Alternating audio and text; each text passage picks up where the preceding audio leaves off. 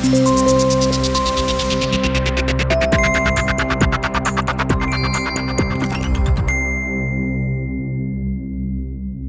Westminster Government, which began with high-minded promises of a one-nation approach and of renewal across the United Kingdom, is already in danger of seeing those ambitions frustrated. And unlike the tortuous process of getting Brexit through the Commons, it is not opposition but their own policies that stand to derail their aims. The UK government's stance on immigration is short-sighted and counterproductive. It is almost certain to prove particularly damaging in Scotland, where the problems attending an ageing population, the need to increase rural population and the pressing need for a workforce that drives productivity and growth, as well as ensuring that public services function properly, are especially acute. It is hard to see why this approach should have been adopted. After Brexit, the only well-founded complaints about immigration, that matters such as deportation and access to welfare services were out with UK control, are settled. Nor, in political terms, is there any need to pander to the tiny minority, even amongst Leave voters, whose objection to immigration looks suspiciously like xenophobia.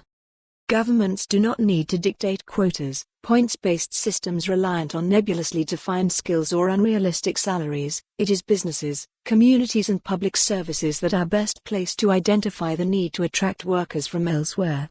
It is bizarre that a government that calls itself conservative should opt for a centralized, state-managed position, rather than trusting such decisions to those most affected by them. With devolved government, flexibility should be the default position. The English regents have their own needs too, but separate tax codes for Scottish residents ought to make decision-making that works for local circumstances readily achievable. Claims that immigration has driven down wages are much less plausible than the view that it is the ludicrously complex tax credits system, amounting to a taxpayer's subsidy of large corporations, which is the main culprit. Immigration per se is not damaging, the evidence suggests it is a boon. For Scotland, it is a necessity.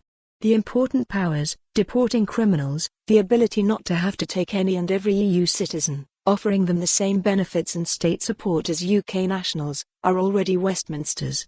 There is no need to insist upon micromanaging the needs of local communities or businesses, let alone to dictate the priorities of a devolved government in Scotland. A bridge too far.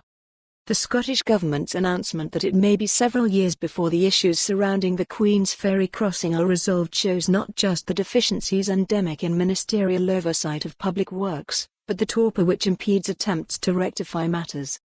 This newspaper did not criticize the government for bad. For more on this story, visit the news article link.